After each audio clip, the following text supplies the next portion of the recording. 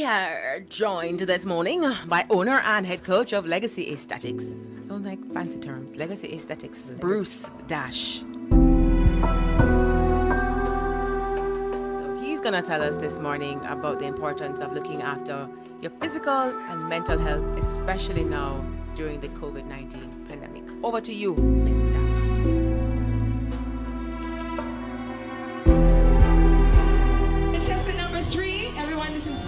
Once again, we have Bruce here, Dasham, one of our athletes that just competed. Fantastic showing. Look at that, double-double. First. Congratulations, sir.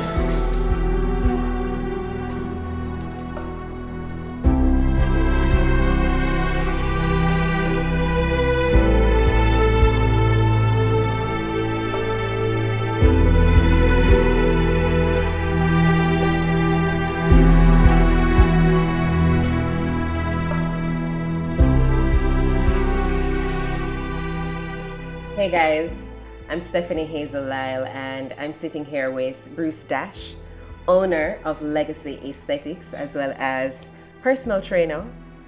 He has many other titles, but we're going to hear all about them as we dive into learning more about Bruce and about Legacy Aesthetics. Yay. How are you feeling? Nervous. Yay. That's a good thing. That's a good thing. Is it? That means we're gonna get all the passion and everything. So before we get into learning about Legacy, we need to know more about the man behind Legacy. So tell me, what is your background? Tell us a little bit about the journey, because we know that it's been quite a journey, right? In your personal life and professional life. So give us a scoop. What has that journey been? So my father's a kickboxing instructor. He started fighting for a number of years. So when I was born, I was pretty much just born into it. So he had me training and learning how to kick and punch since I was like 2 years old. You know, and growing up there, I didn't appreciate it at the time because sometimes it would have come off a little bit abusive, but it's all a part of, you know, the journey. So about 14 years old, I took it a lot more seriously. And then the summer came around at 16 years old, and Daddy was like, so you want like train kids or something? So I started off training kids when I was 16 years old, and I really loved it, you know, and I loved it so much so that by the time I hit college, when I was in UTech, I would choose my classes just so that I would go home and like be able to train people, you know. But initially, I actually wanted to fight professionally because that was my passion. I love to fight. And my intention was then to go and try to fight professionally by the time I hit 18, but I was really small. So that's how I got introduced to like weightlifting, and you know, I'd read the muscle and fitness magazines and try to do the routines there, and then you know, you get a little attention from the girls like on High Five. Them not remember High Five or MySpace and them something. High Five, MySpace, face. Yeah. We're still young people. Yeah. And so, but on my knowledge of fitness itself and then kickboxing, I then realized when I was older that people had a lot more need to, or want rather, to be fit and look aesthetically fit outside of just learning how to kick somebody in the head. You know, so I got certified when I was 18 years old. And when you say certified, you mean in what exactly? Certified as a personal trainer. I was certified by the International Sports Sciences Association when I was 18 years old, and I've been training people ever since. Wow. Yeah. So we don't want to age you, but how many years has it been of training people? Them are gonna know. Whoever can do math will figure it out, but it's fine. This will be maybe about 13 years or 14 years of experience training people. All different body types, all different people with injuries, all different people with different mental health struggles, and yeah. Mental health struggles. So before we get to that, so backtrack a little bit. So you went into fighting, did you? You actually did professional fighting? I did amateur. Okay. Yeah. So amateur fighting. Yeah. And then at what point did you realize your passion for training people, even though you were doing what you said before was your dream? Okay. Well, how I developed my passion for training people, it came actually in 2020. training people all that time, and the passion wasn't there until 2020. What was different in 2020? Jesus. So Tell me more. right. So so to go into my personal testimony, I had grown up with identity crisis. I didn't necessarily know who I was. So upon me not knowing who I was, I then created an image of who I believed I should be, who I wanted to be, and who people wanted to see. You know, I mean, going from influences that I would see on the TV or who I would idolize, so to speak, in media, and how I wanted to speak, how, you know, and just what I wanted to portray, because I was actually just very scared of people finding out who I was, and even more, not just scared of people finding out who I was, but the reality that I didn't necessarily know who I was. I didn't know that I was made in the image and likeness of God. So I created my own image and pretty much just worshiped myself. And what was that? That image? Yeah.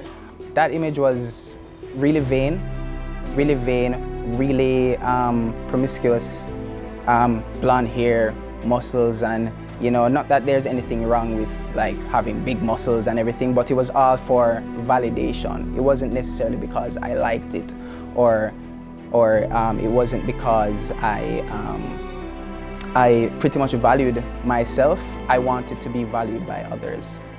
And that was your motivation? And that was my motivation. Okay. Yeah. And so when did that change? How did that change? How did that change? Okay, so background of my own personal mental health struggle. I had really bad anger issues. I hated like everybody around me. You know, I couldn't stand somebody that had just general peace and joy just because like I didn't have that. Wow. I had addictions, and was just addictions to like a lot of other things, not even going to get into that, but depression, suicide, that was all just a stem from because I didn't know who I was, people telling me who I should be, and people and just not having that validation or feel like I was ever really accepted, or you know. So so upon that, I had been going through life.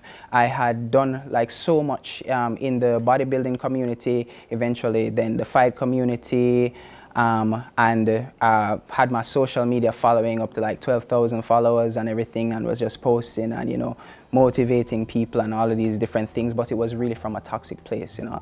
Now that I stepped back and like, you know, gave my life to God, not just gave my life to God, but went through therapy and find out the root cause of why I did certain things that I did. But how did it change? I had to, when I reached the pinnacle and a height of my, what I would perceive as my success, okay, I also reached the pinnacle and height of my mental health struggles. And that's when... At the same time? Yeah, because the thing is, the more you try to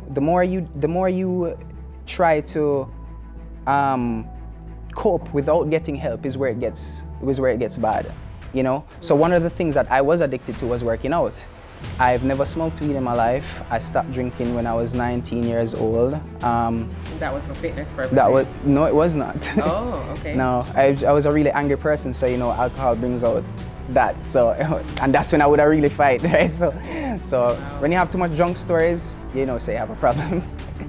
Make a note. Right, and I mean, personally, I mean, I didn't grow up seeing people around me smoking weed and them something there, and then you have other friends or people that you know that actually does it, and it's like, oh, hi, and I can't come down. It was not attractive. I was like, that just looks stupid. I'm just not going to. But this is a great point, because some people think, when they think of addictions, they think of the typical things. They think of the smoking, they think of drinking. But you are saying that you can have addictions that are even to quote unquote good things, like working out, which is supposed to be a good thing, right? Right. So I mean, upon you doing recreational drugs, and I was also addicted to painkillers and you know, other different types of pills that would just make me feel a little buzz, like, you know, even sleeping pills, like you don't, you know, because I also had like 4 different sleeping disorders as well. Oh, you know, wow. I had insomnia, sleep apnea, I had sleep paralysis, and when I did go to sleep, I would have really bad nightmares that just didn't motivate me to want to go to sleep anyway. So going through like all of that. So one of the things was like I could never sleep. I would sleep for maybe 2 or 3 hours a night. My addiction to working out, upon, like I was saying, like going upon knowing people doing recreational drugs, my thing was I was addicted to the endorphin high release. you know. So, right, so, you know, I would wake up 4 o'clock, I would go to Express Fitness, I would train, then I would come here, I'd train my morning people, go down to the Barbican football field, go train again, then I would either go back to Express or Spartan, come back, at 5 p.m. I would probably make a salad or something. If I did sleep or not sleep, I would train again at 5:30, my dad's kickboxing class, train again 9 o'clock, and go to Express right after that. And then, yeah. Hold on, this is one day? Yes, this is one day. This is one day. What? Oh gosh, insert clip of how I looked. Right? I mean, the thing is, and you know, a lot of trainers out there would say, yo, your body need rest. I don't know if that applied to me because I would function, you know? I mean, my mental was kind of breaking down, but I didn't realize, kind of breaking down, but I didn't realize it at the time. Yeah. Any more introspection, I'll know if my mental health was actually more breaking down because of the lack of sleep. Probably it was. I think Holy Spirit just told me. But, but yeah, and then I'd come back at like all hours of the night, like 1 o'clock, I'd probably watch a movie or two, eat, and go back again at 4 o'clock at with like half an hour of sleep or 90 minutes of sleep. I just don't even think you're talking about a regular 24-hour day. But anyway, so that sounds like a very crazy lifestyle. I mean, one that would be hard to sustain. And so you reached a breaking point. So yeah, I reached a breaking point. I was in a relationship at the time that ended. I put a lot of my identity even being in that relationship as well.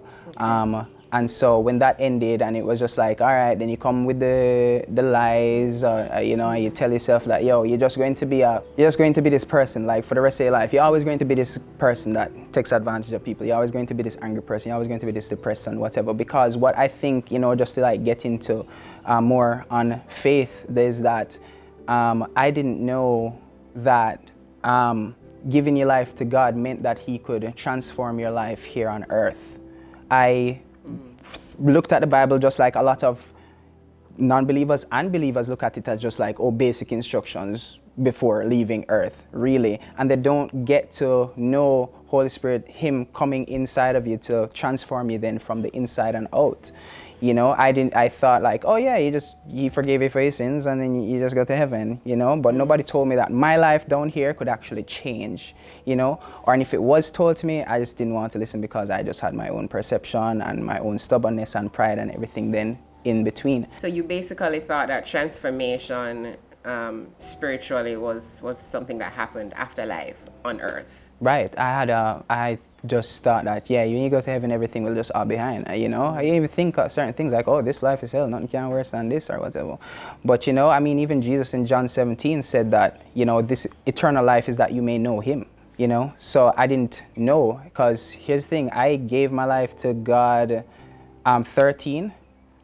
He pretty much reminded me that I gave my life to Him when I was like even in 4th grade too, you know. That's when I first saw the Jesus movie, and I really believed that He existed, and I believe that He went through that, and I believe that He resurrected from the dead and everything. So even coming... Well, let's break that down a little bit for anybody watching who just has no idea of what we're talking about. Giving our lives to God, what does that even mean? Okay. You know, break that down. When you say that, what do you mean? Okay, so the gospel of Jesus Christ is that you are made in the image and likeness of God, or to be made in the image and likeness of God, and through the sin, wrongdoing, missing the mark, or pretty much doing things that are morally against your divine nature, you then have been, through the sins of Adam and Eve, the first 2 human beings, you are born into a sinful nature. You know, the reality is that when you're born, your experience here on earth pretty much molds and shapes your reality, or who you perceive yourself to be, right? And that's from when you're born. Now, there is a divine being, God, that is longing for a right relationship with you, that loves you, that is saying, you are not who you perceive yourself to be. You are who I call you to be, and it's a lot better than who you think you are. You know, and so giving your lives to God is basically you saying that you acknowledge that you have sinned and fallen short of His glory and who He has created you to be, and you praise and you ask Him to come and live inside of you. You know, fill you with His Spirit, and that transformative work then then is then manifested. Yeah. So yeah. Yeah. Yeah. Good. All right. So, and do we know how you actually came to that point? So I mean, Yeah. you Sorry, said didn't get there yet. right. Okay, so yeah, got to the pinnacle and height of my mental health struggles. Now I'm completely alone, have no girlfriend. Pretty much at this point, because of my anger issues, I had then pushed everybody that pretty much I could perceive that like really cared about me, because you know I had this thing just like, yo, you dissed me one time, that's just it. I'll find somebody else. I don't need nobody, kind of thing. And I was and I thought I was content being alone. You see people on, let me just side note, see people posting on social media like, oh, yo, I just rather be alone and da da da. You have no idea what you're talking about. Trust me, for somebody who actually went to the extent of just being alone and just put your trust in just one person that is a limited human being that you put expectations on that they never agree to meet and they can't meet. Because when you put your trust and expectation in people, as much as you love them, they're only a person just like you that will make mistakes, and you set yourself up for disappointment, end quote. But and then so I actually said, so I said, you know what, I have like 0 persons, like nobody. And I said, there was one night I said, you know what, I was on like Snapchat as a devil so like aligned, and there is somebody that added me, and they were just like all of these naked girls that were just on it, and it turns out that it was actually a brothel in Jamaica. Wow. And we find that I had a longing for affection. I feel like more look nobody or anything, so I was like, I'm not going to go and check the place out still, you know, and pretty much buy sex. Wow. Right, so I gave them a call and they sent me them location, and I said, all right, cool. God, he knows what I would have do if I went to that place. But I went into the car and I couldn't drive off. I was like, what the heck? And then I started to just feel like this heat come on me all the way from my hands through my whole body. And I was like, what the? I feel weird. What is happening? And I just come out of the car and I said, no man, I'm too hot. I'm hot and I feel this heat from me. In the car, open back my gate to go back in my house, go bathe, naked as the day I born, bathing in cold water, and I still feeling this heat. And I think there's something wrong with me. Like me say, oh crap, the painkillers actually got to me this time. And I walked into my room right before, I didn't put my clothes on yet.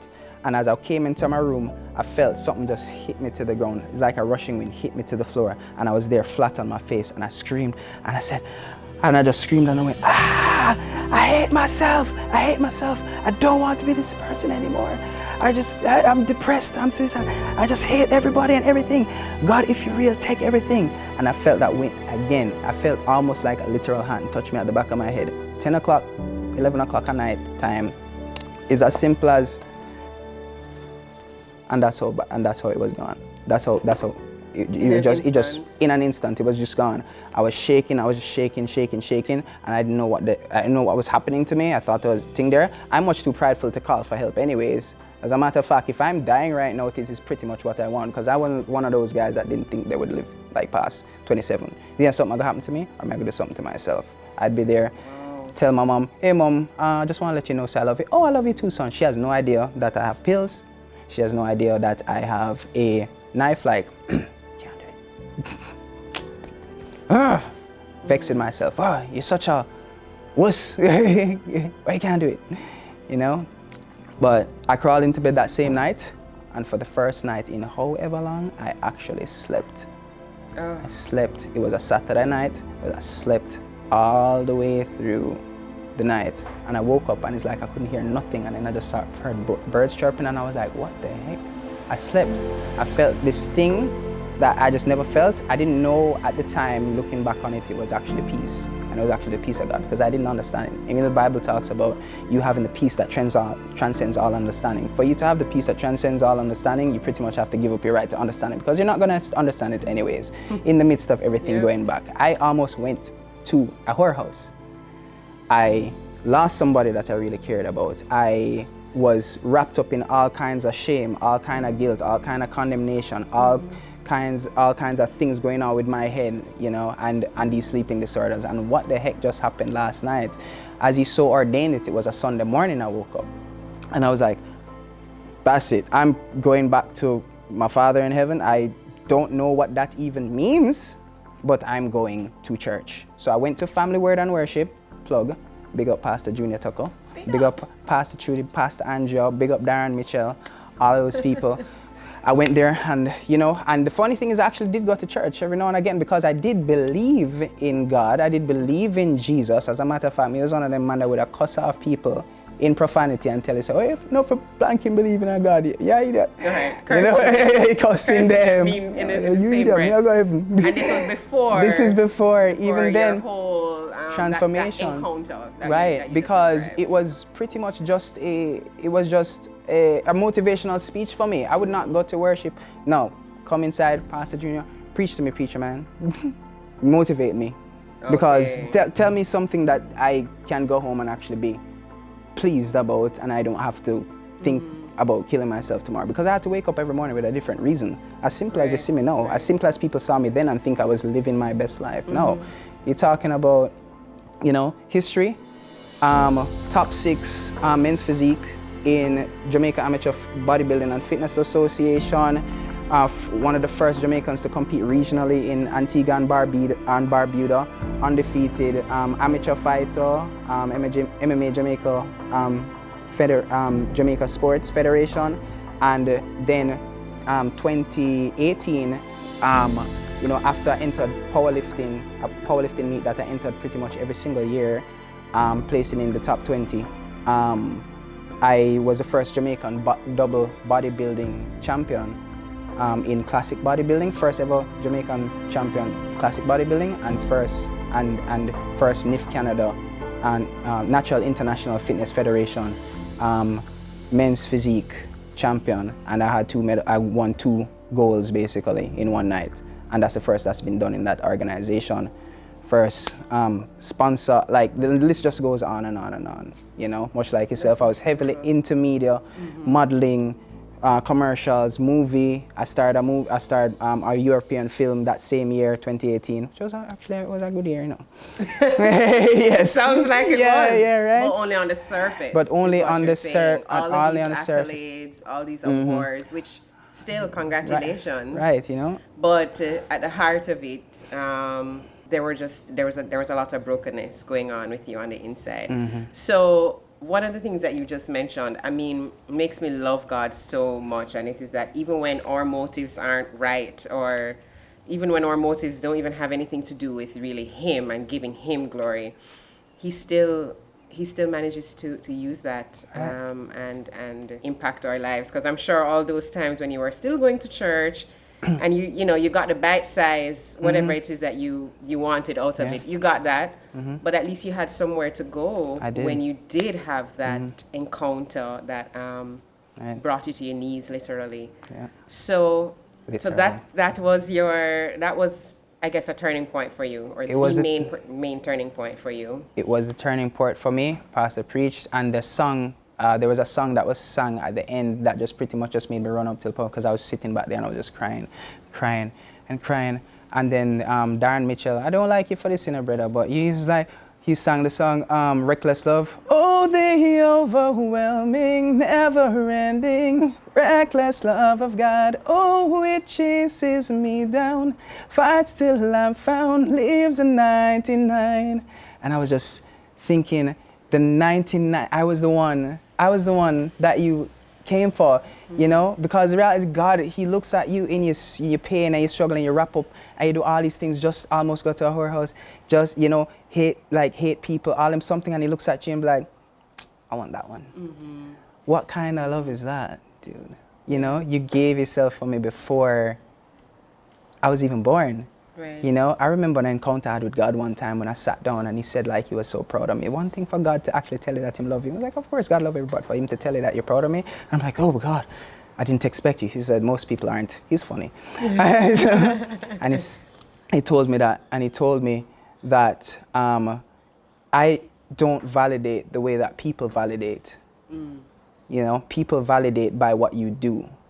I validated you way before you were even born. I validated you way before the foundation of the world, because I knew that I'd come into your life at this appointed time, and now I'm here. And if you never did anything else that I called you to do and just sit down in your room with your Bible, I'd still be pleased with you, because I already paid a price to get you back to me, and that you will not be with the other one anymore. Amen. You know, right? Yeah. And I kneeled down, I broke down at front at the altar, and Pastor Junior laid his hands on me and prophesied over me, and he said, "Be still, says God, everything will all make sense." And I'm just like, I don't know what that means, but okay. But don't get me wrong, you know, God did lead me to go do therapy, did put me in community with people. You know, even though I was just like so like standoffish, like, what is this? You know, why are they lifting their hands? Like, oh, this is kind of weird, or whatever it is, you know. And just knowing that, you know, I mean, worship wherever you want. The slogan of Family Word and Worship is no perfect people allowed, you know. And I was definitely just not perfect, you know. But my Father in heaven saw me as my created value and who I was called to be, and not for what I did, which is the same thing He wants to do with each and everybody who has a desire, who He pulls to Him, and that has a desire to come into a right relationship with Him. Yeah. Awesome. Whew. All right. So now I think we're At the gym. very, you know, very we're understanding the heart behind the organization that you've created just by learning your story. But tell us Legacy story, Legacy Aesthetic story. Legacy Aesthetic story. Yeah. Right, okay, so my real last name is not actually Dash, but it's what I go by, right? You're not gonna know my real last name unless you send me money. But so my Why the name Dash though? I'm about to get into Oh, it. okay. So when I was in media, I wanted to give myself a cool name like Stephanie Hazle or something like that. You know, one of them cool last name there. Because what I was, you know, because I was just heavily into media. My IG name was Dash Legacy, but it was like Bruce. Like, I can't think of anything. It's Bruce nothing, just Bruce Dash or something like that. And it was just pretty random. It sounded cool. However, there was a motivational speech that I was watching at one point, and the motivational speaker said about, you know, when you're born, there's the year of birth, and then there's the year of your death on your tombstone, and that there's in the center there's a dash, and in the center, that dash determines your legacy, what you leave behind.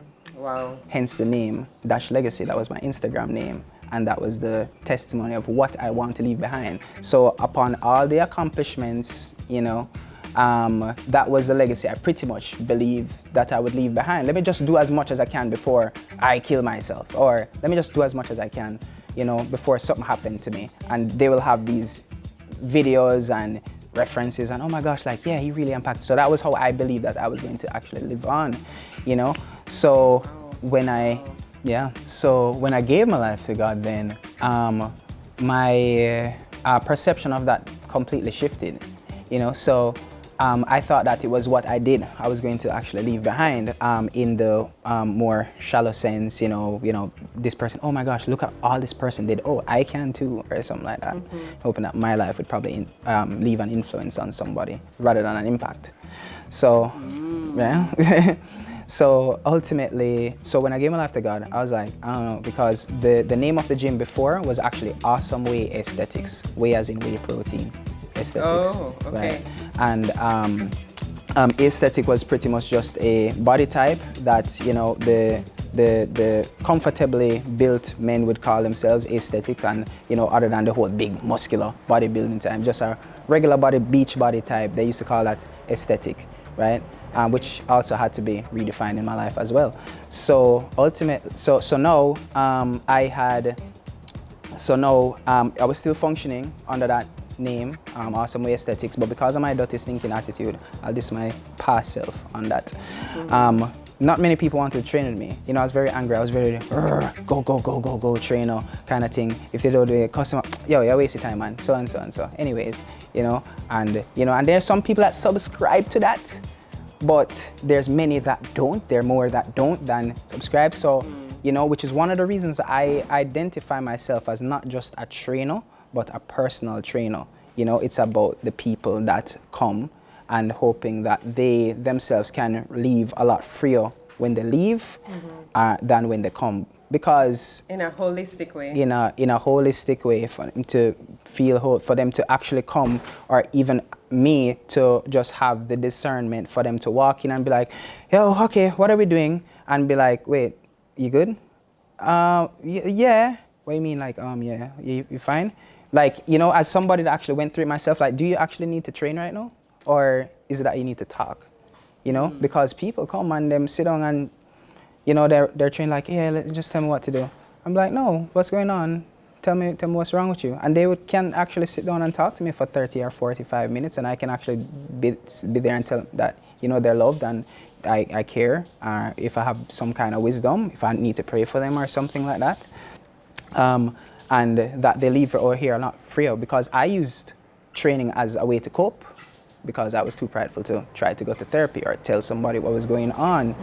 So for you to actually stop and actually have the discernment and look at them like a person, not just a paycheck, not just somebody you're going to tell to take up a dumbbell and just lift it up 10 times. Right. Steph, you can do that. It's not hard. Yeah. What I do is not hard. There are many that do.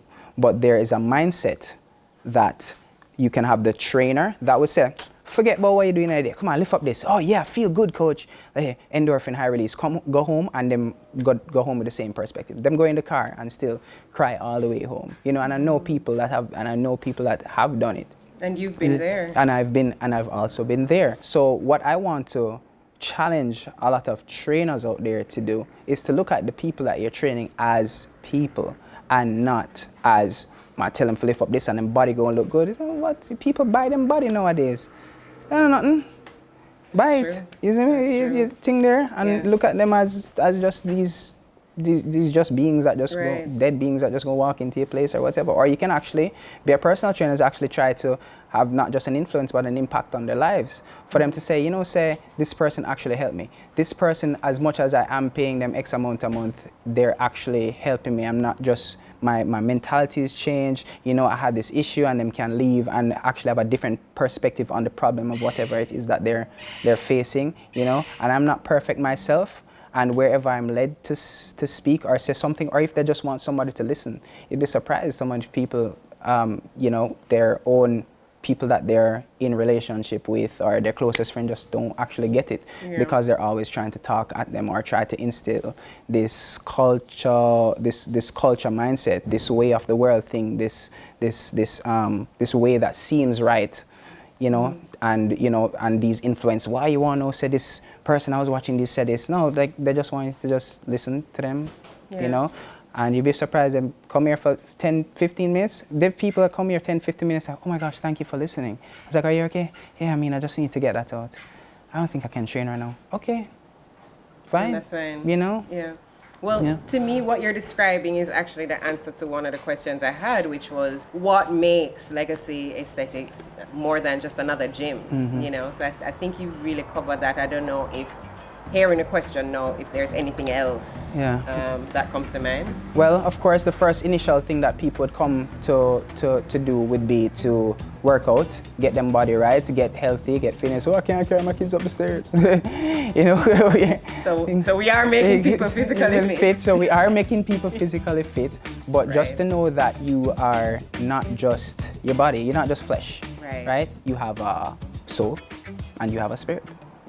You and the flesh is what pretty much houses those two things, and so at Legacy it is it's a pretty fun vibe. I don't know if my voice can go up a certain octave other than if I'm singing or something, but I don't yell, I don't cuss off people, I don't rush people or push people into something that they do not want to do unless I can tell that you actually can do it and you're just milking it.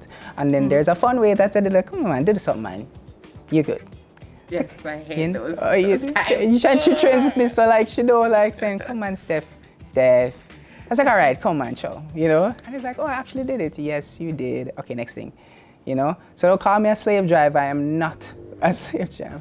You know, there's been times where, you know, people are like, even like you, Steph, be like, is that it? So do you want that to be it? Yeah, I give you the choice to say whether or not, you know, you know, and I mean, you know, there's the gym, it's open from Monday to Saturday. Starts as early as 5 a.m. Closing time varies. Also train civil service workers, doctors and stuff like that that come off them shift a certain time. You know, they call me, it's by appointment. So yo, Bruce, is it okay for me to come at 8:30? My shift ends at 8 or something. Yeah, cool. I mean, it's either you come at 8:30 or you don't come at all. I may not go until like 10 o'clock, you know, or maybe lock off like 9:30 overall. But it is by appointment. I start as early as 5 a.m. and closing time varies Monday to Saturday. And online training is available there if you go to a conference at a hotel or you go on vacation. There's a gym there, you know, online training, because actively I'm still present. So it's pretty much 24/7 support, not a 24-hour gym. Like, don't be coming to my house at 3 o'clock now. Right. But 24-hour support. 24/7 support. People drive. So I don't want to cheat on my diet. Oh, diet plan's inclusive as well. Kickboxing and boxing lessons are inclusive. Even you know, mixed fighting is there available. Self-defense for women as well, and that amongst other things. And those are separate services, so to speak, it's or different is it incorporated? It's separate services, but if you want to incorporate into what you want to do with your body, okay, it is possible. So, you know, you come here initially for weightlifting and you're like, you know, I want to try kickboxing today. Okay, fine. There's no extra charge for that. All the prices there are on www.legacyaesthetics.fitness.com, and you'll see a whole list of you'll see testimonials that people have said. You'd see the link to the YouTube channel and other stuff that we've done, transformation pictures and different training programs that are offer weight loss, weight gain, yeah, of course, fighting. Just want to get fit, cater to women that just had babies, cater to all different types of injuries. You know, I've done a bit of chiropractic studying myself, and nice. And even growing in knowledge of like physiotherapy and the like, and soon counseling and psychology to come soon this year. Yes, I'm probably going back to school. Because I have for a good cause. Right, and I actually have the heart and passion mostly to help people in whatever area of their life. This is just the how you say, the platform. This is just the way the by vehicle. The vehicle by which I do it.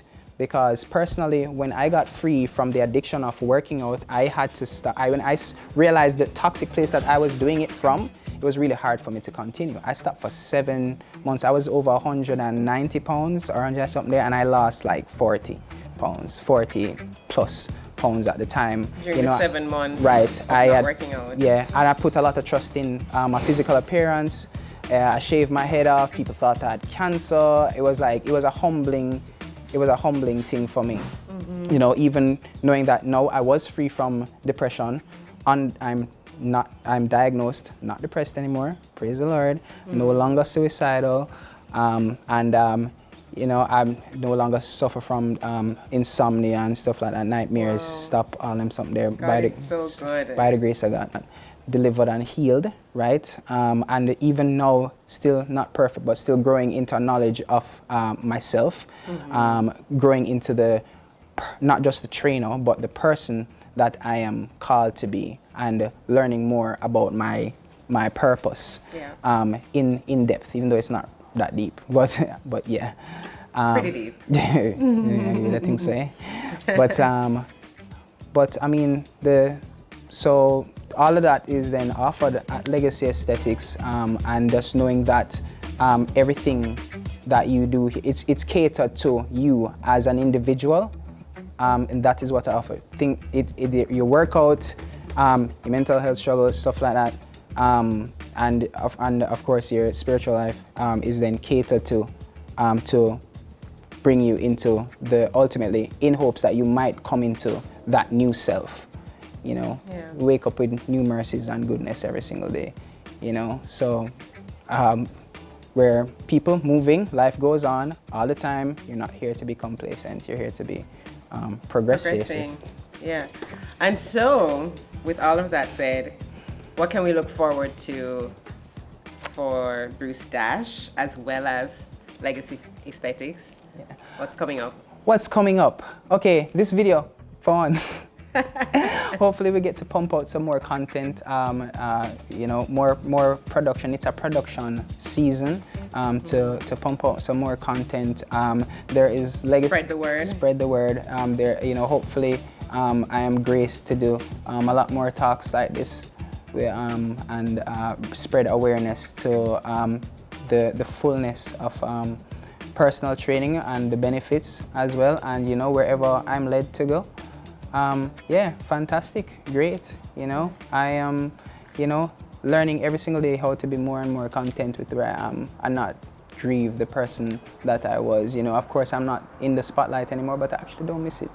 That's great. You know, I'm not alone. You know, I have people that, you know, aren't just here to lift up something 10 times and go home, but actually people that, you know, I value as people, like friends. Like I train Steph. Steph is my friend. You know, and Ron behind the camera. And Ron behind the cameras. Ronald Rich Studios on IG. That's right. But yes, but yeah, I mean, overall. So you've been building a community. This is not, you're not just building fans and followers. No, I really don't business. Yeah. Yeah, I mean, and oh yes, merch, right? Legacy merch, like Stephanie has on, right? T-shirts are there, zip-up hoodies, regular hoodies, sweatshirts, joggers, and tights are coming up hopefully soon. This is a hoodie shirt too, by the way. Yeah, this is a hoodie shirt. We have sleeveless hoodies as well, right? Yes, yes. All of that good stuff coming. Yeah. And there's Legacy Online. Oh, Legacy Online. Yes. I mean, we're gonna put all the links. All the links so there. Is Legacy Aesthetics. Yes, Legacy Online. There's Legacy Online that is catered to people that cannot get to me, and people that physically can't get to gym or whatever, and have they available. I mean, of course, I offer online training, but how I want to actually revolutionize the whole thing is to is something I call Legacy Fit Box, which is actually coming soon, where I pretty much will sell home equipment for you to use, resistance bands, ab mats, stuff like that, and it would give me an opportunity to train people near and far around the country, but also in the full development of Legacy Online, it gives me more of an opportunity to train people all over the world as well. Awesome. And then, you know, helping them and motivating them as well.